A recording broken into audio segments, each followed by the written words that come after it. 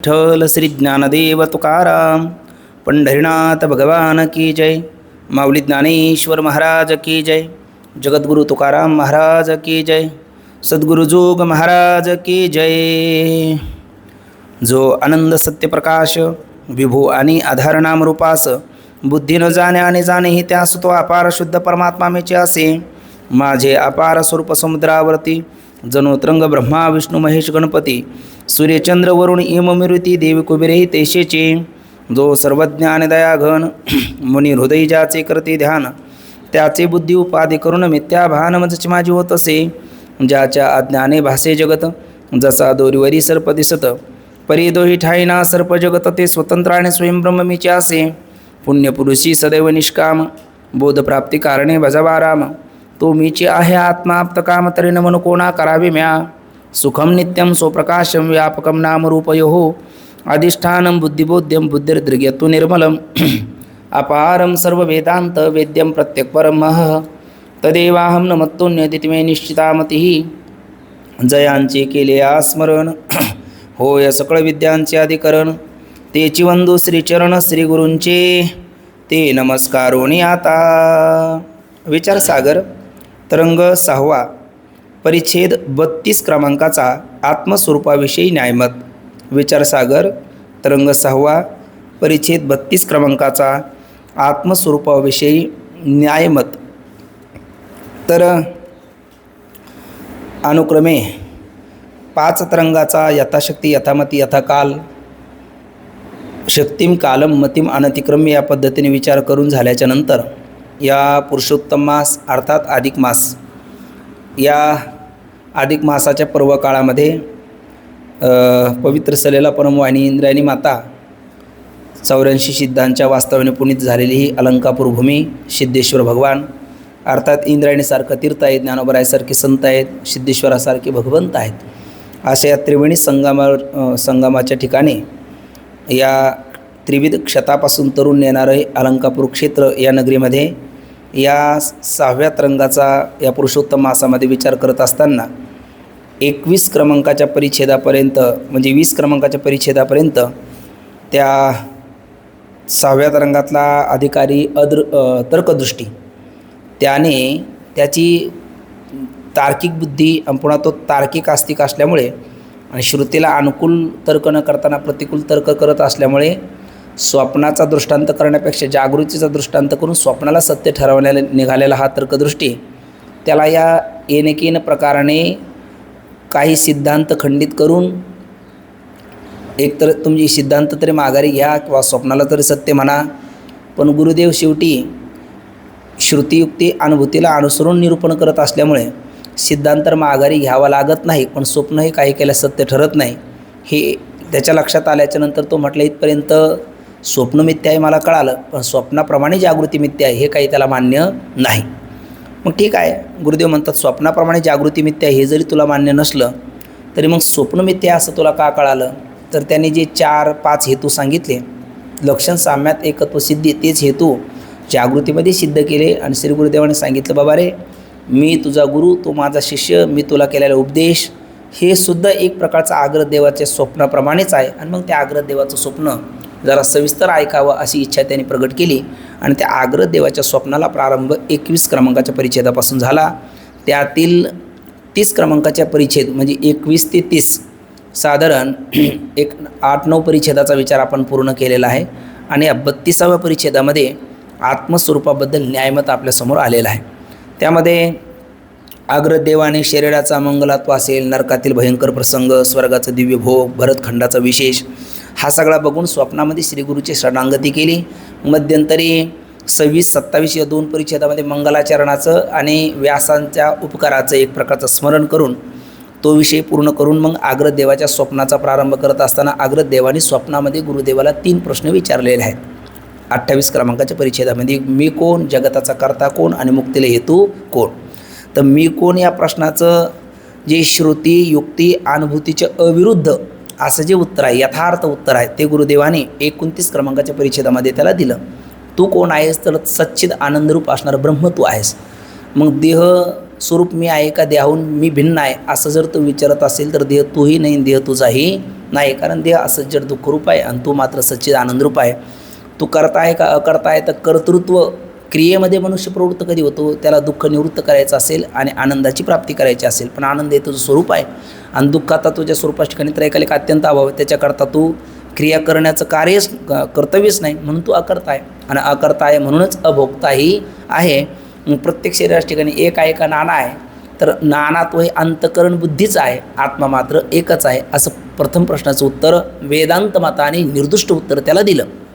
पण हेच उत्तर सगळ्याला मान्य आहे असं नाही. तर मी कोण या प्रश्नाच्या उत्तराचा वेध अनेक दर्शनकाराने घेतलेला आहे. त्यापैकी सांख्य दर्शन त्याबद्दल बोललं, त्यांचं काय मत आहे ते काल आपण बघितलं. सांख्य दर्शनाच्या मताने किती तत्त्व मानतात, तर ते 25 तत्त्व मानतात. त्याच्यामध्ये पुरुष कसा आहे, तर पुरुष हा न प्रकृती न विकृती, प्रकृतीच आहे, विकृती नाही. मत तत्व अहंकार पंच तन्मात्रा हे 7, मागेलाची विकृती आहे, पुढेलाची प्रकृती आहे. आणि 16, 10 इंद्रिय, पंचमहाभूत 15 आणि 1 मन हे विकृतीच आहे, प्रकृती नाही. आणि बुद्धीच्या अविवेकाने बंध आणि विवेकाने मोक्ष असा विचार करून पुरुष मात्र आत्मा, पुरुष म्हणजेच आत्मा हा असंग आहे आणि नाना आहे असं सांख्याचं मत आपण पाहिलं. आणि त्यांचं खंडनही पाहिलं.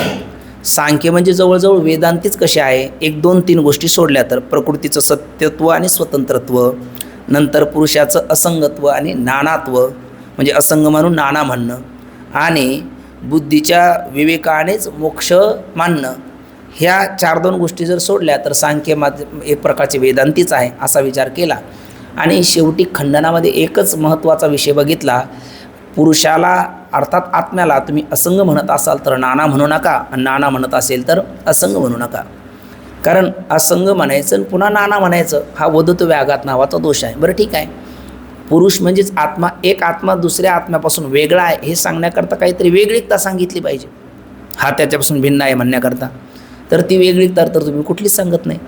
कारण असंग म्हटला म्हणजे सुखदुःखाच्या संगतीकरता आत्मा नाना म्हणाल तर सुखदुःख धर्म तुम्ही आत्म्याचे नाही स्वीकारले, ते बुद्धीचे स्वीकारले, म्हणून बुद्धीचं नानात्व सिद्ध होतं, आत्म्याचं नाही. बंधमोक्षाच्या संगतीकरता तुम्ही जर आत्मा नाना मानला म्हणाल तर बंधमोक्ष हे सुद्धा कोणाच्या विवेकात, कोणाच्या अविवेकात, बुद्धीच्याच. म्हणजे ते बंधमोक्ष धर्मसुद्धा कोणाचे सिद्ध होऊ लागले, बुद्धीचे. आणि त्याने भेद कोणाचा सिद्ध होतो, बुद्धीचा, कोणाचा होत नाही, आत्म्याचा भेद सिद्ध होत नाही. म्हणून आत्मा असंग म्हणत असेल तर नाना म्हणू नका, नाना म्हणत असेल तर असंग म्हणू नका. अर्थात काय, आत्मा एक आहे, व्यापक आहे, नित्य आहे, असंग आहे असंच मानणं सांख्याने बरोबर आहे. असा सांख्य मताचा विचार कालपर्यंत आपण केला. खंडन मंडळाचा विचार बघितला. आता आत्मस्वरूपाविषयी न्यायमत काय आहे ते आपल्यासमोर येतं, तो विचार आपण क्रमप्राप्त करूया. न्याय म्हणताना न्याय म्हणजे नैयायिक. मग नैयायिक कोण आहे, जसा काल सांख्यशास्त्राचे कर्ते कोण आहे तर भगवान कपिल, त्यांचा थोडासा जीवनपट आपण थोडासा पाहण्याचा प्रयत्न केला. तसं आत्मस्वरूपाबद्दल जे न्यायमत आहे हे नैयायिक कोण आहे, न्यायदर्शनाचे कर्ते कोण आहे असं जर म्हणाल तर न्यायदर्शनाचे कर्ते महर्षी गौतम आहेत. आणि महर्षी गौतम ही एक सामान्य हस्ती नाही, एक अलौकिक महापुरुष आहे का, जे सामान्य नसून ब्रह्मदेवाची जावाई आहेत. 7 पतिव्रतेपैकी असणारी माता अहिल्या हिचे ते पती आहेत. आणि जनकाच्या दारामध्ये पुरोहित कर्म करणारे जे शतानंद आहे त्यांचे ते पिता आहे. यांचा अधिकार काय, दुष्काळ ज्या वेळेला पडला त्यावेळेला ऋषीमुनीला, कारण भुके भजन न होई गोपाला, तर सकाळी साळी टाकाव्या, दुपारी काढाव्या आणि ऋषीमुनीला जीव घालावं असं ज्यांचं सामर्थ्य आहे. कारण साळीला काही काळ जावं लागतो, पण त्यांच्या तपाच्या सामर्थ्याने सकाळी पेरलेल्या दुपारी त्याच्या भात तयार व्हायचा आणि त्याच्यावरती ऋषीला ते जगवायचे, हा त्यांचा अधिकार आहे. त्या काळामध्ये त्या गंगा मातेला भगवान शंकराच्या जटेमधून खाली उतरायला लावणारे ब्रह्मगिरीला हे गौतम ऋषीच आहे. कारण झाला असा प्रकार, ती साळी ऋषीमुनीकरता टाकलेल्या आहेत आणि तिथे गोमाता जाऊन ती नासाडी करणार, म्हणून ते गोमातेला बाजूला हकलण्याकरता, कारण ते ऋषीची पुढची तयारी आहे म्हणून त्यांनी एक दर्भाची काडी घेतली आणि हाईक म्हणून त्या गोमातेला मारली. आता निमित्तच आहे ते.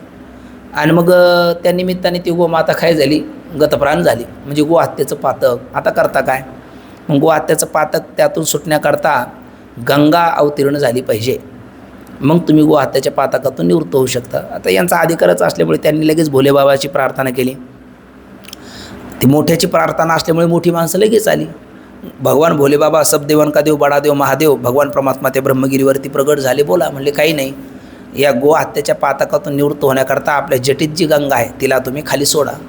आणि मग भगवान शंकराने ती जटा तिथं आपटल्या. ब्रह्मगिरीवर आजही ते जटा आपटलेलं स्थान आपल्याला पाहायला भेटतं. आम्ही योगायोगाने दर्शन 1-2 वेळेला त्याचं घडलं. पण त्या जटा आपटलेलं ते स्थानसुद्धा तसं दिसतं. आणि तिथून गंगेचा उगम आजही तिथं प्रवाह तो चालू आहे. मग तिथून गंगा माता प्रगट झाली. त्या गंगा मातेचा स्पर्श त्या गोमातेला झाला आणि तिथे तिचं नाव गंगा न राहताना गोदावरी पडलं. कारण असं आहे, गोवध हरी म्हणून नाव पडलं तिचं गोदावरी. गोवधाच्या पातकातून तिचं हरण केलं, निवृत्ती केली म्हणून. म्हणजे गंगा मातेला धरातलावरती प्रगट करणारे आणि तिला गोदावरी संज्ञा ज्यांच्यामुळे प्राप्त झाली तेही गौतम आहे. न्यायशास्त्राचे ते कर्ते आहे. अनुमानैक चक्षुषा, अनुमान प्रमाणाचा पुरस्कर्ते हे आहे.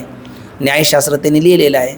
आणि त्यांच्याबद्दल एक प्रसिद्ध उक्ती आहे, प्रत्यक्षेनं अखिलतमापी तर्केनं ग्राह्यती न्यायरसिका. एखादी गोष्ट प्रत्यक्ष दिसली ना तरी ते म्हणणार नाही यत्र यत्र धुमा तत्र तत्र वन्य. मग प्रत्यक्ष आहे ना, मग याचा पक्ष काय, हेतू काय, दृष्टांत काय, साध्य काय, व्याप्ती काय, असा अनुमान प्रमाणाचा पुरस्कार करणारे तार्किक आस्तिक म्हणून ज्यांची जगामध्ये ओळख आहे असे महर्षी गौतम आहे. बरं, यांचा अधिकार असा आहे का? दुसरा एक मुद्दा असा आहे का, ज्यांना एक वेळेस कृष्णद्वैपायन बादरायण व्यासदेव दोन्ही महापुरुष आहे. आणि योगायोगाने व्यासदेवाची आणि त्यांची भेट झाली. दोघंही आस्तिक आहे, पण व्यासदेव हे श्रोत आस्तिक आहे आणि महर्षी गौतम हे तार्किक आस्तिक आहे. मग श्रोत आस्तिक असणारे व्यासदेव आणि तार्किक असणारे महर्षी गौतम, तर ते म्हटले तुकोबरा म्हणतात, तार्किकाचा टाका संग पांडुरंग स्मरा हो, आहे ना. सश्रद्धा असलं पाहिजे, कारण श्रद्धावान लभते ज्ञानम तत्परासहित इंद्रिया ज्ञानम लब्ध्वा पराम शांती न चिनाधिगच्छति. पण यांची पूर्ण श्रद्धा नाही. शास्त्रप्रमाण मानणारे, अनुमान प्रमाण सिद्ध झालं तरी स्वीकारणारे गौतमजी असल्यामुळे तुझं मुख मला पाहण्याची इच्छा नाही, तू माझ्यासमोरून चालता हो, असं कृष्णद्वैपायन बादरायण व्यासदेव बोलले. पण कृष्णद्वैपायन बादरायण व्यासदेवाचा अधिकार काय गौतम ऋषीला माहिती आहे ना. माऊली ज्ञानोबरायासारखे म्हणावं, व्यासांचा मागोवा घेतो भाष्यकारात वाट पुसू तू, अयोग्य मी न पाहतो की जाईन. किंवा महाभारती नाही ते नोही चिलो की ती येणे कारणे म्हणपी पाय व्याच उच्चिष्ट जगत रे. आणि प्रार्थनेत आपण म्हणतो नमोस्तु ते व्यास विशाल बुद्धे फुल्लारविंदा येत पत्र नेत्र येन त्वया भारत तैल पूर्ण प्रज्वालितो ज्ञानमय प्रदीपहा. ते आस इति व्यास, ज्यांची विशाल बुद्धी आहे. म्हणून जगामध्ये असं ज्ञानच नाही का ज्या ज्ञानाला, ज्या विषयाला व्यासांच्या वाणीने स्पर्श केलेला नाही. म्हणून व्यास उच्चिष्ट जगत्रय, जेवढं काही ज्ञान आहे त्या प्रत्येक आजूक जग तिथपर्यंत गेलं नाही. आणि मला वाटतं ज्या दिवशी व्यासाने सांगितलेलं जगाचं वास्तव तत्त्वज्ञान तिथपर्यंत जग जाईल, त्यावेळेला जग राहणार आहे. जग जन नो हे हा अवघा जनार्दन, जग जगदीश स्वरूपाशी एकरूप होऊन जाईल असे व्यासदेव आहेत. आणि अशा महापुरुषाचं दर्शनी प्रशस्ती पुण्यपुरुष हा, अशा महापुरुषाचं दर्शन आपल्याला व्हावं. ते तर म्हणतात नजरेने म्हणजे तोंड काळं कर, मला मुख दाखवू नको.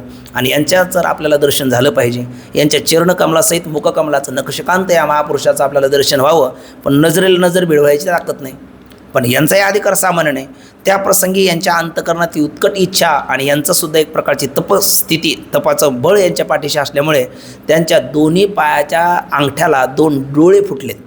आणि त्या माध्यमातून त्यांनी व्यासांचं दर्शन घेतलं. म्हणून त्यांचं एक नाव अक्षपाद असं आहे. असे न्यायदर्शनाचे करते हे महर्षी गौतम आहे. आणि मग त्याच्यामध्ये 2 न्यायिक, आपण 4थ्या तरंगात थोडासा विषय आणण्याच्या ख्यातीच्या प्रसंगी हाताळलेला आहे. प्राच्य न्यायिक आणि नव्य न्यायिक. आता प्राच्य न्यायिक म्हणजे जुने, प्राच्य म्हणजे पूर्वीचे, आणि नव्य म्हणजे नवीन. मग प्राच्य कशाला म्हणतात? महर्षी गौतम आणि गौतमाने लिहिलेलं जे न्यायसूत्र आहे, न्यायदर्शन आहे, त्या सूत्राला अनुसरणारे, त्यानुसार ती न्यायशास्त्राची परंपरा पुढे चालवणारे ते प्राच्य न्यायिक आहे. आणि नव्य न्यायिक कोण? तर मिथिला नगरीमध्ये असणारे गंगेश उपाध्याय म्हणून होऊन गेले. म्हणजे मिथिला म्हणजे जानकी सीताईचं माहेर, आणि तिथे गंगेश उपाध्याय म्हणून होऊन गेलेत. त्या गंगेश उपाध्याय चिंतामणी, आणि त्या चिंतामणीला 10 पुत्र. आणि त्यांनी महर्षी गौतमाच्या न्यायसूत्रावर लिहिलेली टीका आणि त्यांच्या मुलांनी त्याच्यानुसार लिहिलेल्या पुन्हा 10 टीका, आणि त्याचं अनुसरण करून न्यायशास्त्राची परंपरा पुढे चालवणारे त्याला नव्य न्यायिक असं म्हणतात. असे प्राच्य आणि नव्य. तर त्या दोघांमध्ये आपण 4थ्या तरंगामध्ये बघितले, दोन्ही ख्याती मानतात, कोणती तर अन्यथा ख्याती मानतात. फक्त फरक एवढा आहे का प्राच्य ही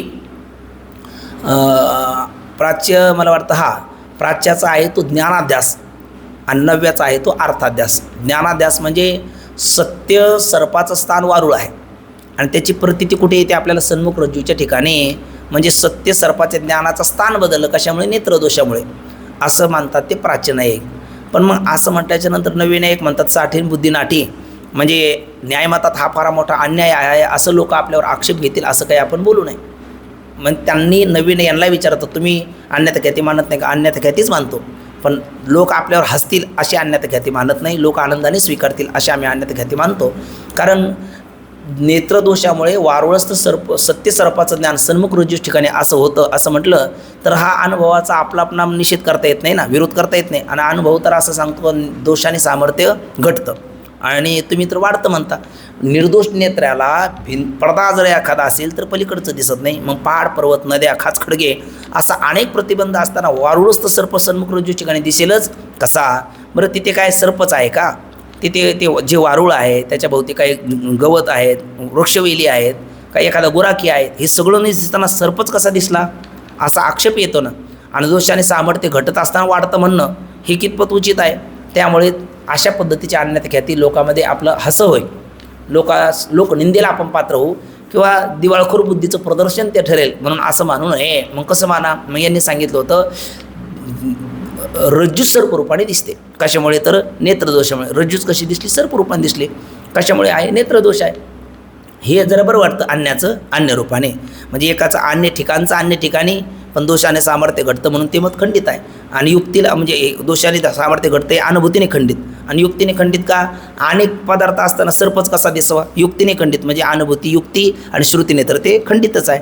आणि नव्याचं आता काही क्षण बरं वाटतं, बरोबर आहे, रज्जूच सर्परूपाने. कशामुळे? नेत्रदोषामुळे. पण हेही म्हणणं बरोबर नाही. तद्वती तत्प्रकारक ज्ञानम यथार्थ ज्ञानम. ज्ञेय विलक्षण ज्ञान कधी होत नाही असा नियम आहे. जसं ज्ञेय असेल तसंच ज्ञान होतं. ज्ञेयमोहरी ज्ञानपर्वताचं कसं होईल?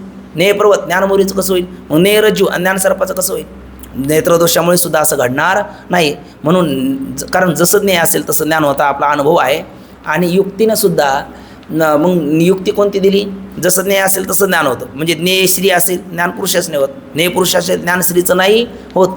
आता हल्ली पोषाखामुळे तसं घडतं, पण तेही प्राय थोडंसं जरा शहानिशा केली, थोडंसं सूक्ष्म विचार केला, चाल ढाल बोलचाल, तर लगेच लक्षात येतं हे पुरुषाच्या वेशातली ही स्त्री आहे किंवा स्त्रीच्या वेशातला हा पुरुष आहे. हल्ली पुरुषाला स्त्री व्हायला, स्त्रीला पुरुष व्हायला आवडायला लागलं. तर का आवडतं ते काही सांगता येत नाही, किंवा मागची जन्माचे संस्कार किंवा पुढच्या जन्माची तयारी काय असेल ते भाग असो. पण ते घडलेली घटना आहे. साताऱ्याला मला वाटतं त्यावेळेला बोललो होतो काय की आम्ही गायला जायचो कीर्तनाला, बंडातात्यांचं आपलं कीर्तन, आणि कीर्तनात उभं राहिलो. कीर्तनातला विषय खूप छान चालला. अभंग घेतला होता तात्याने, नकरी रे संग राही रे निश्चळ लागून येते मळ ममतेचा, या नावे अद्वैत खरे ब्रह्मज्ञान अनुभव वाचून बडबडते. आणि असं गोड कीर्तन चाललं, गोड चिंतन चाललं, त्यात शांतता पाहिजे. आणि एक बाळ मधूनच ते रडायचं, ते किंचाळायचं, लोकाला विक्षेप होऊ लागला.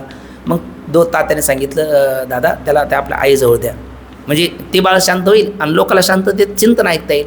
असं 2 वेळेला 3 वेळेला झालं, पण ते काय ऐके ना. मग तिसऱ्यांदा ते म्हटले अहो मीच त्याची आई आहे, आणखी कोणत्या आईकडे द्यायचं? मग कळालं हे बुवा नाही बाई आहे. पण ते गणवेश असा होता का ते बुवाच वाटला तात्यांना सुद्धा. म्हणजे हे असं होतं. पण नंतर थोडीशी अनिशा कळालं का हे कोण आहे? एक स्त्री आहे, काय नाही पुरुष नाही. सांगायचं तात्पर्य एवढं का ज्ञेय विलक्षण ज्ञान कधी होत नाही, हा अनुभव आहे. आणि तुम्ही अनुभवाच्या विपरीत नेत्रदोषाने मानत असेल, ठीक आहे, नेत्रदोषाने मोहरी पर्वतासारखी दिसेल नाही दिसणार, पर्वत मोहरीसारखा दिसेल नाही दिसणार. म्हणजे जसं ज्ञेय असेल तसं ज्ञान होतं. म्हणून श्रुती युक्ती अनुभूतीच्या विरुद्ध मत ठरलं होतं 4थ्या तरंगात. कोणाचं? नव्य आणि प्राच्य दोघाची प्रकारची अन्यथा ख्याती. आणि तेच नव्य आणि प्राच्य आता इथे आग्रदेवाचे जे 3 प्रश्न आहेत त्यातला पहिला प्रश्न आहे मी कोण? हुयम आय को अहम. तर त्या प्रश्नाबद्दल उत्तर देताना त्यांचं मत काय ते येतं. आता पहिलं निर्दुष्ट मत आपण तर पहिलेच पाहून आलो, पण मग त्याच्या विरुद्ध आत्मा काय असंग मानून नाना सांख्येने मानला. तर हे कसं वदतो व्याघात दोषाने युक्त आहे, त्याचं मंडन खंडनाचा विचार आपला झाला. आता आत्मा असंग असून नाना हे जसं खंडित आहे तसं आत्मा व्यापक नाना हे मत कसं खंडित आहे, तर त्यांचं काय मंडन पहिले आहे ते आपण पाहू, खंडनाचा विचार पुढे करू.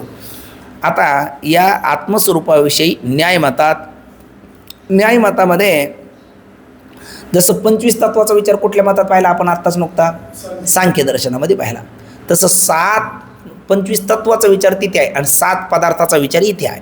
इथे फक्त 7 पदार्थ पहिले आपण आजच्या पाठामध्ये जाणून घेऊ. 7 पदार्थ कोणते आहेत, त्यांचं स्वरूप नेमकं काय आहे ते जगू आणि मग त्यांचं मंडन खंडनाचा विचार आपण पुढे क्रमप्राप्त उद्याच्याला पाहू. तर सप्त पदार्थ कोणते आहेत, तर 7 पदार्थ कशाला म्हणतात? प्राच्य असेल नव्य असेल दोन्ही मतामध्ये सप्त पदार्थाचा विवेक येतो. म्हणजे थोडक्यात पंचवीस तत्वाचं विवेक म्हणजेच मोक्ष. कोणाचं मत झालं थोडक्यात कालचं सांख्याचं. तसं सप्त पदार्थाचं विवेक म्हणजेच काय आहे, मोक्ष. हे कोणाचं मत आहे थोडक्यात, नैयायिकाचं आहे. मग त्या सप्त पदार्थाचा विचार, पदार्थ कशाला म्हणतात, पदार्थ शब्दाचा अर्थ शब्दाने निर्देश ज्याचा केला जातो त्याला पदार्थ असं म्हणायचं. पदार्थ म्हणजे काय, शब्दाने त्याचा आपल्याला निर्देश करता येतो. आता हा काय पदार्थ आहे, माईक आहे, हे काय आहे, भिंत आहे, हा समोरचा काय आहे, भ्रमणध्वनी आहे. असं प्रत्येक पदाने त्याचा काय करता येतो, आपल्याला निर्देश करता येतो, त्याला पदार्थ असं म्हणतात. आणि असे किती पदार्थ आहे यांच्या पदामध्ये, 7 पदार्थ आहेत. द्रव्य, गुण, कर्म, सामान्य, विशेष, समवाय, अभाव असे 7 पदार्थ आहे. 7 पदार्थाचा विचार करणारं शास्त्र म्हणजे कोण आहे, सांख्य, आपलं क्षमा करा, न्यायशास्त्र आहे. सप्तपदार्थाचे विवेक. मग ते 7 पदार्थाचे आता आपण नावं पाहिलेत. आता तिथे 30 नावं दिलेली आहेत खाली, ती वाचून त्याच्या व्याख्या आपण थोडक्यात बघूया. आत्मस्वरूपाविषयी न्यायमत. न्यायमतामध्ये किती पदार्थ मानतात, 7. त्यातलं 1 आहे द्रव्य, 2 गुण, 3 कर्म, 4 सामान्य, 5 विशेष, 6 समवाय, 7 अभाव. हे 7 पदार्थ आहेत. पण आता या प्रत्येकाची व्याख्या इथे दिलेली नाही त्यांनी. न्यायशास्त्र किंवा त्याला म्हणतो आपण तर्कसंग्रह नावाचा न्यायदर्शनाचा, जसं सांख्यकारिका सांख्यदर्शनाचा थोडक्यात परिचय देणारं सांख्यदर्शन आहे. आणि त्याच्यातला मराठी अनुवाद म्हणजे पाठपोच दिलेली 1 पेज कालचा जो विचार केला. तसं न्यायदर्शन आहे. न्यायदर्शनाचा सूत्ररूपाने परिचय एका ग्रंथात आलेला आहे, ते आहे तर्कसंग्रह नावाचा ग्रंथ. मग त्याच्यावर सुद्धा अनेक टीका आहे, पण तर्कसंग्रह नावाचा छोटा ग्रंथ त्यामध्ये न्यायदर्शनाचा परिचय दिलेला आहे. त्याचं मराठी भाषांतर थोडक्यात म्हणजे हा 32 क्रमांकाचा परिच्छेद आहे. मग त्याच्यामध्ये या प्रत्येक 7 पदार्थाची व्याख्या केलेल्या आहेत. मग 7 पदार्थातला पहिला पदार्थ कोण म्हटलं आपण आता, द्रव्य, 2 गुण, 3 कर्म, 4 सामान्य, 5 विशेष, 6 समवाय आणि 7 अभाव. मग आता त्या प्रत्येकाचं थोडंसं काय विवेचन. द्रव्य म्हणजे काय, कशाला म्हणतात द्रव्य, तर द्रव्याची व्याख्या त्याने केली आहे. द्रवत्व जातिमत्वम द्रव्यम. द्रवत्व नावाच्या जातीने जे युक्त असतं त्याला द्रव्य असं म्हणतात. जसं मनुष्यत्व जातीने युक्त तो मनुष्य, वृक्षत्व जातीने युक्त तो वृक्ष, त्याचं द्रवत्व जातीने युक्त आहे त्याला द्रव्य असं म्हणतात. किंवा दुसरी व्याख्या आहे समवायी कारणत्वम द्रव्यम, आहे ना. जे पदार्थाचं समवायी कारण असतं त्याला देखील काय म्हणतात, द्रव्य असं म्हणतात. कार्याचं जे समवायी कारण आहे त्याला देखील ते द्रव्य असं म्हणतात. समवायी कारण म्हणजे जसं आपल्याकडे कालच म्हटलं आपण, साधारण कारण, असाधारण कारण. आणि साधारण कारणात 9 आणि असाधारण कारणात 4 उपादान निमित्त सहकारी अन्यथा सिद्ध. त्या घटाच्या बाबतीत आपण पाहतो, घटाचं उपादान कारण म्हटलं की मृत्तिका, निमित्त कारण म्हटलं की कुंभार, सहकारी कारण म्हटलं की दंडचक्र आणि अन्यथा सिद्ध कारण म्हटलं की रास. ही वेदांताची भाषा झाली. नैयायिकामध्ये कारणाचा विचार करत असताना ते जसे वेदांताने साधारण कारण मानले तसे ते नाही मानलेले आहेत. पण असाधारण कारणामध्ये ते समवायी, असमवायी, निमित्त असं कारण सांगतात. समवायी कारण, असमवायी कारण आणि निमित्त कारण. मग समवायी कारण कशाला म्हणतात, ज्याला आपण उपादान कारण म्हणतो ना त्यालाच ते काय म्हणतात, समवायी कारण. आणि आपण ज्याला निमित्त कारण म्हणतो त्यालाच ते निमित्त कारण आहे म्हणतात. आणि एक समवायी, असमवायी, निमित्त. मग ते मला वाटतं समवायी कारण जसं घट आहे ना, आणि व्यापारवान असाधारण कारणम करणम अशी पुन्हा त्यांची व्याख्या आहे. म्हणजे जसं आपण काय म्हणतो करण आणि कारण मागे आपण बघितला बघा विचार. असाधारण कारणालाच काय म्हणतात, करण म्हणतात. पण मग असाधारण कारणामध्ये हे 4 प्रकार झाले ना, उपादान, निमित्त, सहकारी, अन्यथा सिद्ध. तर मग या चौघापैकी ते अन्यथा सिद्ध कारणाचा विचार द्या सोडून, पण उपादान, निमित्त, सहकारी हे जे 3 कारण आहेत ना, त्यापैकी कोणत्या कारणाला करण म्हणावं, तर वेदांतामध्ये उपादान कारणाला करण असं म्हणतात, सहकारी कारणाला कारणच म्हणतात आणि निमित्त कारणाला सुद्धा कारणच म्हणतात. पण यांच्यामध्ये समवायी कारणाला करण असं म्हणतात. समवायी कारण म्हणजे समवायी, असमवायी आणि निमित्त. मग जसं घट आहे, घटाचं उपादान कारण वेदांतात कोण मानतात, मृत्तिका मानतात. तसं यांच्या मतामध्ये उपादान कारण कोण आहे, कपालद्वय आहे. 2 कपालं, जसं एका चेंडू बॉल म्हणतो ना आपण, ते काय असतात 2 जॉईन केलेले असतात. तसं 2 कपालं पहिले निर्माण करतात, ते जॉईन केले जाईल तर त्याच्यात घट होतो. मग आता हे 2 कपालं अशी इकडे असले तर त्यांना घट म्हणेल का, नाही, त्याला कपालद्वय म्हणणार. आणि ते जॉईन झाल्याच्या नंतरच काय म्हणणार, त्याला घट म्हणणार. मग कपालद्वय हेही घटाचं कारण आहे आणि कपालद्वयाचा संयोग हा सुद्धा घटाचा कारण आहे. कारण कपालद्वय नसेल तर संयोग कोणाचा होईल, संयोग होणार नाही. आणि संयोग झाला नाही तर घट होणार नाही. बरं, कपालद्वय नसेल तरी घट होणार नाही आणि कपालद्वय असे 2 बाजूला ठेवले तरी घट होणार नाही. मग कपालद्वयी असले पाहिजे, त्या कपालद्वयाचा संयोगही झाला पाहिजे, मग घटरूपी कार्य होईल. मग कपालद्वयसुद्धा घटाचं कारण आहे, कपालद्वयाचा संयोगसुद्धा घटाचं कारण आहे, आणि कपालद्वयाचा संयोग करणारा तोही घटाचं कारण आहे. पण मग या तिन्हीमध्ये हे तिन्ही कोणते कारण आहे? असाधारण कारण आहे. कारण कपाला वाचून घट होत नाही, कपालद्वयाचा संयोग वाचून घट होत नाही, आणि संयोग करणारा वाचूनही घट होत नाही. पण मग त्याच्यामध्ये एक समवायी कारण आहे, एक असमवायी कारण आहे, आणि एक निमित्त कारण आहे. तो कपालद्वयाचा संयोग घडून आणणारा कुंभार व्यक्ती जो कोणी असेल तो निमित्त कारण आहे. कपालद्वय हे समवायी कारण आहे, आणि कपालद्वयाचा संयोग हा असमवायी कारण आहे. मग कपालद्वयाचा संयोग असमवायी कारण कसा? तर त्याला व्यापाराला ते असमवायी कारण म्हणतात. व्यापाराला काय म्हणतात? असमवायी कारण. आता प्रश्न पुढं पडला, व्यापार म्हणजे काय? तर कार्यजन्य स्वती कार्यजन्य जनकत्वम व्यापारत्वम. कारणापासून जन्माला येतो, कार्याला जन्माला घालतो, त्याला व्यापार असं म्हणतात. मग व्यापारवान कोण आहे? कपालद्वय आहे, पण ते व्यापार नाही. कपालद्वयाचा संयोग हा व्यापार आहे, पण व्यापारवान नाही. धनाने युक्त तो धनवान, गुणाने युक्त तो गुणवान आहे ना, विद्येने युक्त तो विद्वान. तसा व्यापाराने युक्त तो व्यापारवान. कपालद्वयाचा संयोग आहे ना, संयोग मिळणं, हा संयोग कोणामुळे घडला? कपालद्वयामुळे. कपालद्वय नसेल तर संयोग होणार नाही ना. मग कपालद्वयाचा संयोग, आपण व्यापाराची व्याख्या काय केली? कारणापासून जन्माला येतो, कार्याला जन्माला घालतो. हा दोन कपालापासून संयोग काय झाला? जन्माला आला. आणि त्याने कोणाला जन्माला घातलं? घटाला जन्माला घातलं. मग कारणापासून जन्माला आला आणि कार्याला जन्माला घातलं, असा व्यापार कोण झाला? कपालद्वयाचा संयोग. मग कपालद्वयाचा संयोग व्यापार आहे, पण व्यापारवान आहे का? नाही.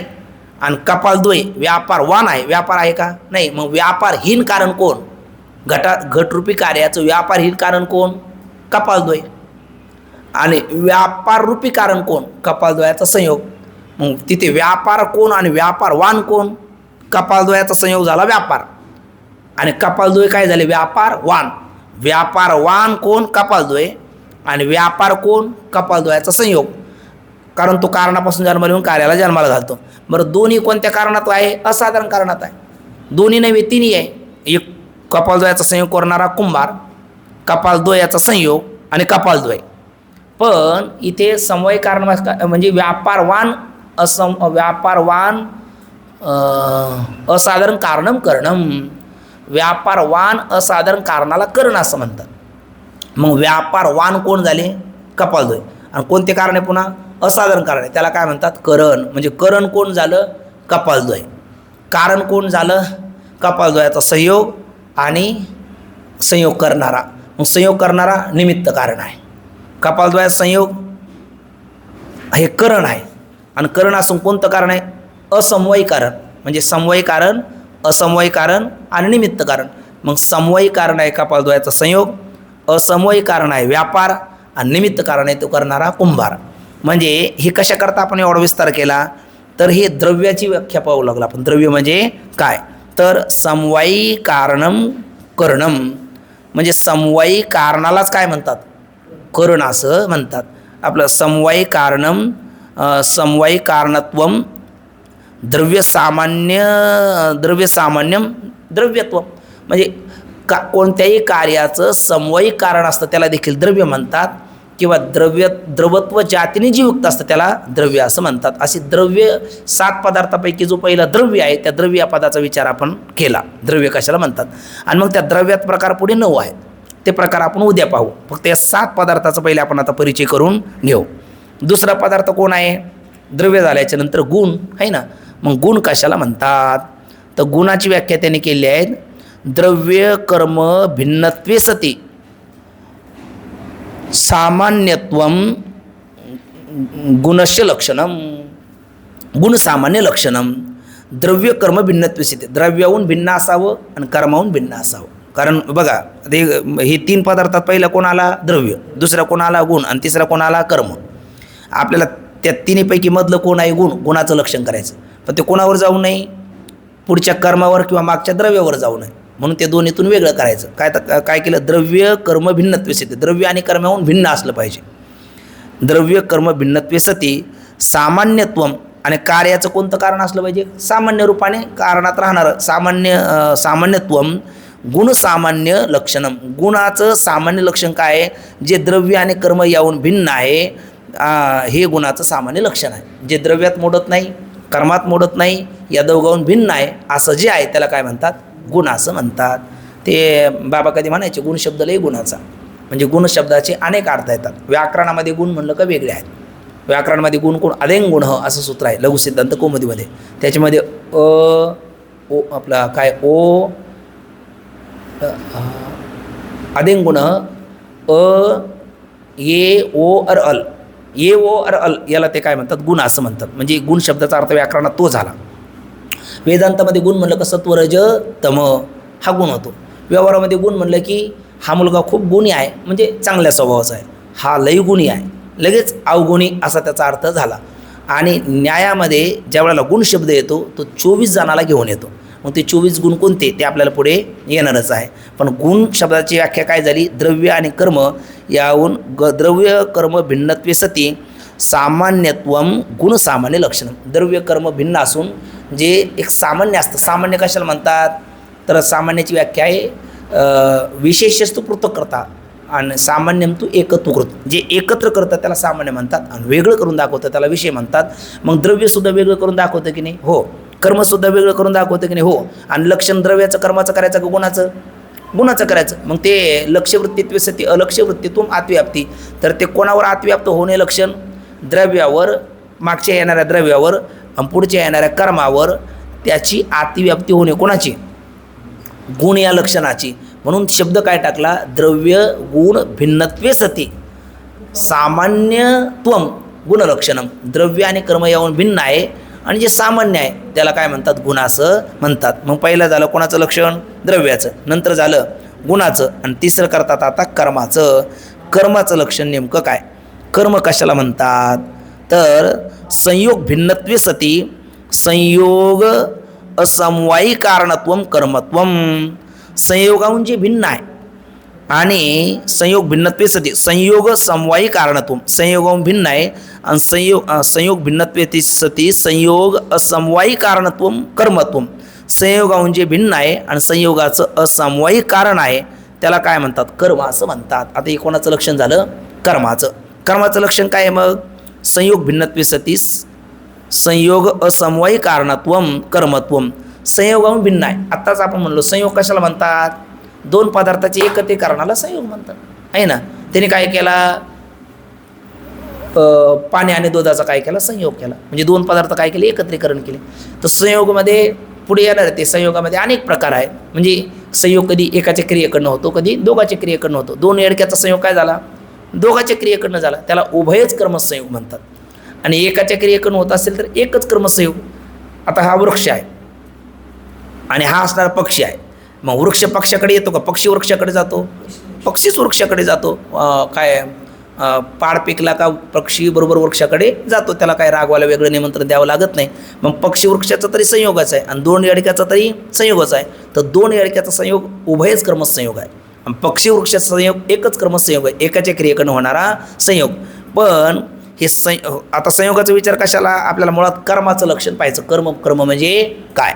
तर कर्म कशाला म्हणतात? संयोग भिन्नत्वे सती संयोग असमवायी कारणत्वम कर्मत्वम. संयोगाहून भिन्न असून संयोगाचं जे असमवायी कारण असतं त्यास काय म्हणतात? कर्म असं म्हणतात. संयोगाहून भिन्न आणि संयोगाचं असमवायी कारण. मग संयोगाहून भिन्न असं पद का टाकलं? लक्षण कोणाचं करायचं? कर्माचं. आणि जाईल कोणावर? संयोगावर. मग लक्ष्यवृत्तीत्व सती अलक्ष्यवृत्तीत्व आत्व्याप्ती. लक्षण करायचं कर्माचं आणि ते जर संयोगावर जात असेल तर आत्व्याप्ती होईल ना. पण आपल्याला संयोगाचं लक्षण नाही करायचं. कोणाचं करायचं आहे? कर्माचं. म्हणून संयोग भिन्नत्वे सती संयोगाहून भिन्न असून संयोगाचं जे असमवायी कारण असतं त्यास कर्म असं म्हणतात. म्हणजे व्यापार काय झाला आता इथं? कर्म झाला. कारण तो संयोग काय नाही पण संयोगाहून भिन्न पाहिजे ना, आहे ना. संयोगाहून भिन्न आणि संयोगाचं असमवायी कारण त्यास कर्म असं म्हणतात. मग संयोगाहून भिन्न कोण आहे? कपालद्वयाचा संयोग काय आहे? संयोग आहे. तो संयोगाहून भिन्न नाही. कपालद्वयाचा संयोग काय आहे? संयोग आहे. तो संयोगाहून भिन्न नाही. मग आपल्याला संयोगाहून भिन्न पाहिजे आणि संयोगाचा असमवायी कारण पाहिजे. मग संयोगाहून भिन्न कोण आहे? कपालद्वय. कपालद्वयाचा संयोगापासून कपालद्वय काय आहे? भिन्न आहे. कारण कपालद्वय आहे, संयोग नाही ना. आणि संयोग आहे, कपालद्वय नाही. मग संयोगाहून भिन्न आहे आणि त्या संयोगाचं असमवायी कारण कोण आहे? कपालद्वय आहे. कारण कपालद्वय जर नसेल तर संयोग होणार नाही ना. मग संयोगाहून भिन्न आणि संयोगाचं असमवायी कारण ते कोण झालं? कर्म. मग कपालद्वयाचा संयोग हा सुद्धा एका एका प्रकारचं कर्म आहे. पण कपालद्वयाच्या संयोगावर हे लक्षण जाईल का आता? नाही. कोणावर जाईल? कपालद्वयावर जाईल. कारण कपालद्वयाचा संयोगसुद्धा त्या संयोगाचा असमवाय कारण नाही का? आहे. कारण संयोगाचा असमवाय कारण कपालद्वयाचा संयोग झाल्याशिवाय संयोग होणारच नाही ना. पण संयोगाहून भिन्न पाहिजे आणि संयोगाचं पुन्हा असमवाय कारण पाहिजे. मग संयोगाहून भिन्न आहे आपला कपालद्वयाचा संयोग हा संयोगाचा असमवाय कारण आहे पण संयोगाहून भिन्न नाही. कपालद्वयाचा संयोग संयोगाचं असमवाय कारण आहे पण संयोगाहून भिन्न नाही. आणि कपालद्वयाच्या संयोगाचं असमवाय कारण असून संयोगाहून भिन्न आहे. म्हणून कपालद्वयाचा संयोग यांचा जो होणारा जो संयोग आहे हे काय आहे? कर्म आहे.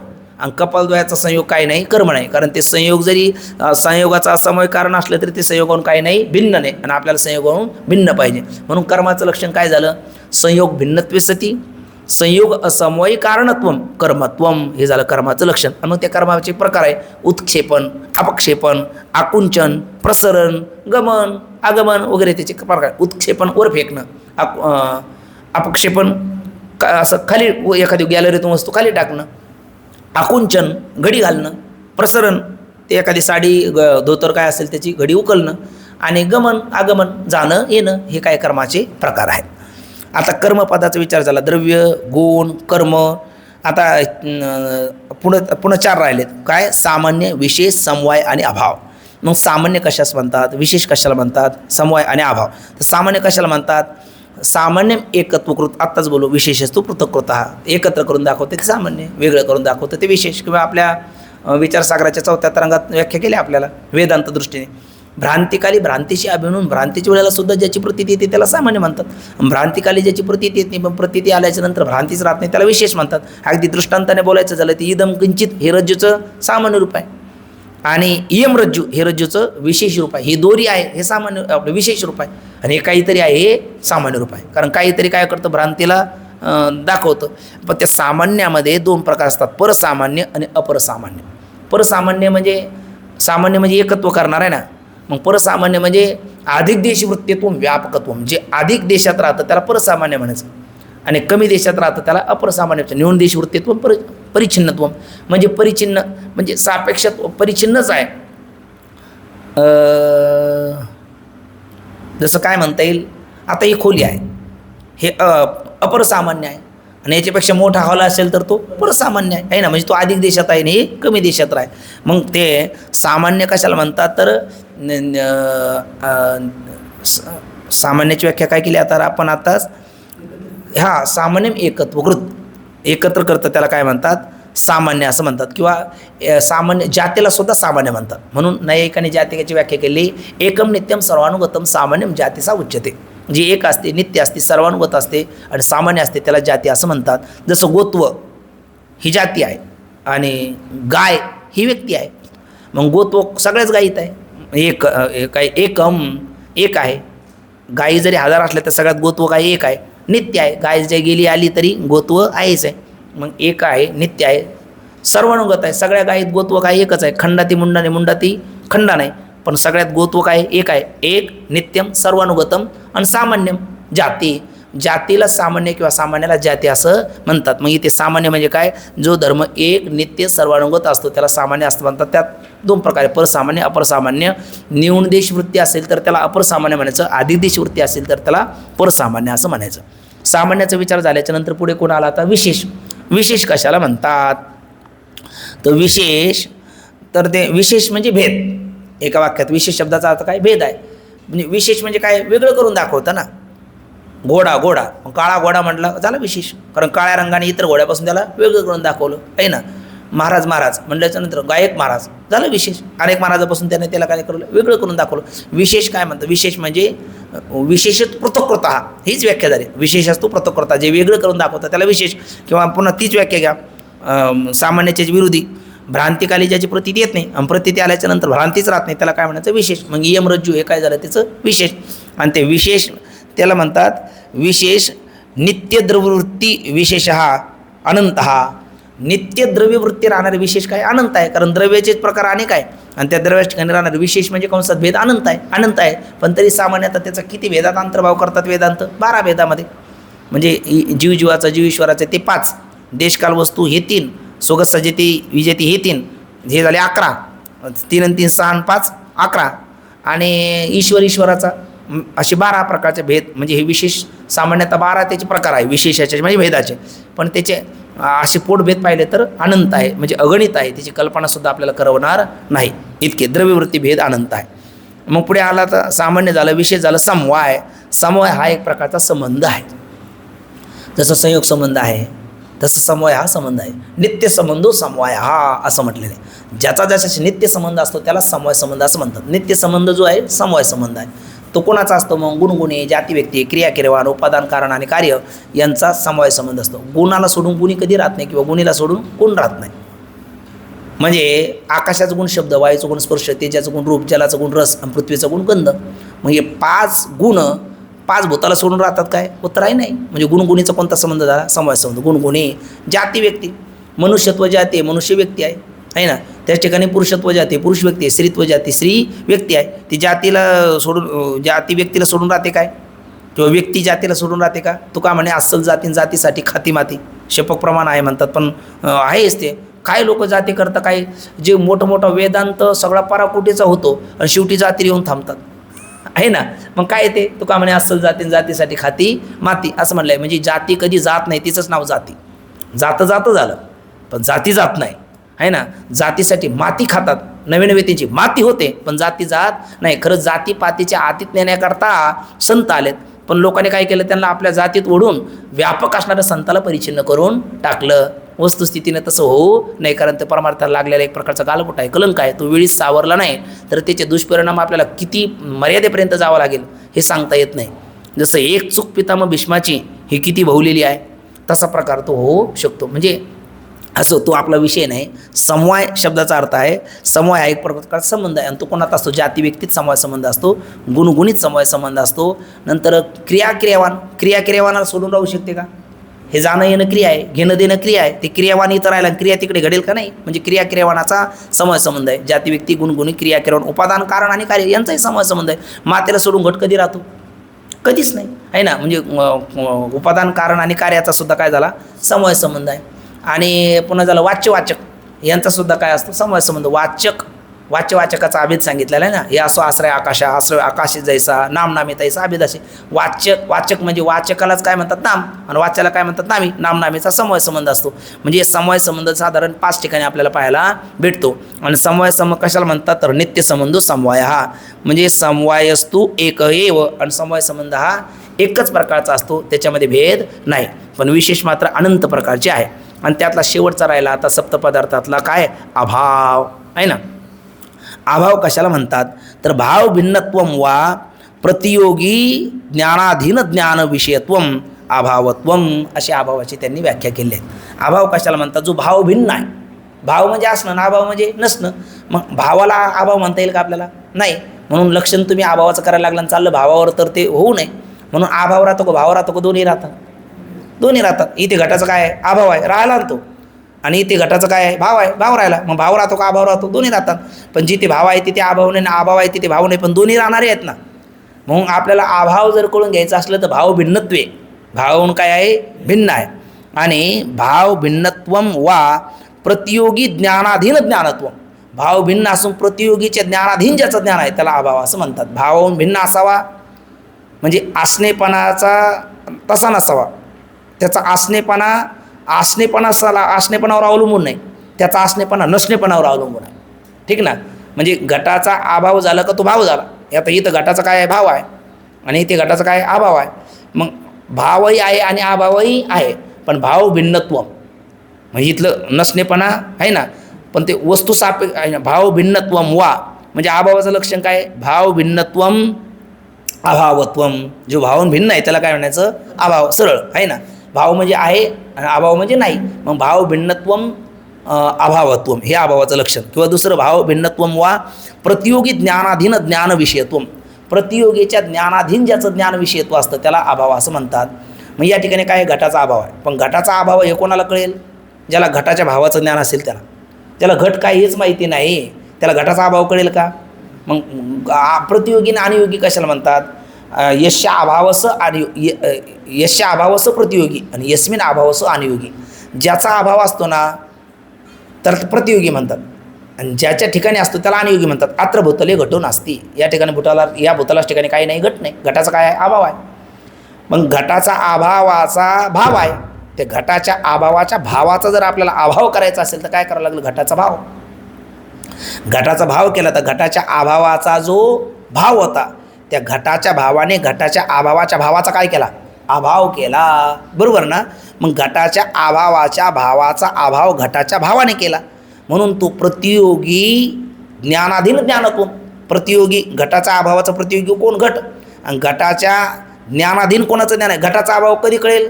घटाचं ज्ञान असेल तर. म्हणजे प्रतियोगीच्या ज्ञानाधीन ज्याचं ज्ञान आहे त्याला काय म्हणतात? अभाव.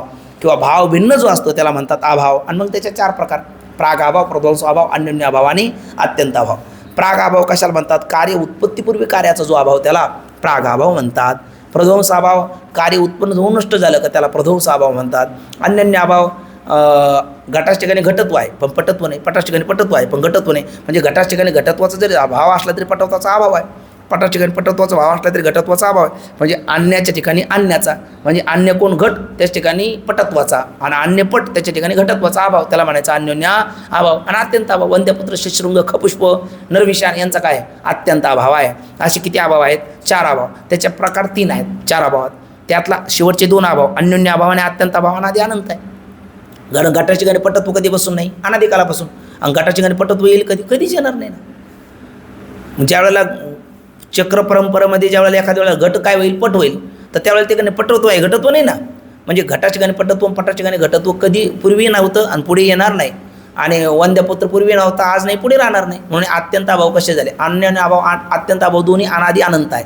आणि प्राग अभाव हा अनादी शांत आहे. या ठिकाणी घटाचा काय आहे? अभाव आहे. मग घटोत्पत्ती घटाचा अभाव आहे. कुठपर्यंत आहे? घटाचा भाव होत नाही तोपर्यंत आहे. म्हणजे तो प्राग अभाव अनादी आहे पण तो काय? शांत आहे. आणि प्रध्वंस अभाव साधी आहे पण अनंत आहे. असा या एकंदर 7 पदार्थाचा विवेक झाला. पदार्थाचा थोडासा विचार केला आपण. सप्तपदार्थ न्याय मतामध्ये मानलेले सप्तपदार्थ कोणते? तर द्रव्य, गुण, कर्म, सामान्य, विशेष, समवाय, अभाव. द्रव्य कशाला म्हणतात? गुण कशाला म्हणतात? कर्म कशाला म्हणतात? द्रव्य कशाला म्हणतात? त्याचे 9 प्रकार आहे. आता द्रव्य कशाला म्हणतात ती व्याख्या आपण पाहिली, त्याचे 9 प्रकाराचा विचार उद्या.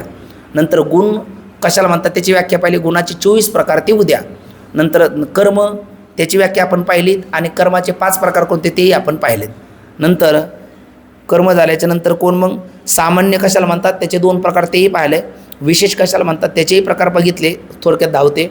आणि समवाय कशाला म्हणतात? ते समवाय म्हणजे नित्य संबंध, त्याला समवाय संबंध म्हणतात. ते 5 ठिकाणी त्याचाही विचार बघितला. अभाव कशाला म्हणतात? अभावाचे 2 लक्षण पाहिले आणि त्याचे 4 प्रकार आणि ते कसे आहे त्याचे 3 प्रकार. हाही विचार आपला झाला. एकंदर सप्तपदार्थाचा विचार झाला सूत्ररूपाने.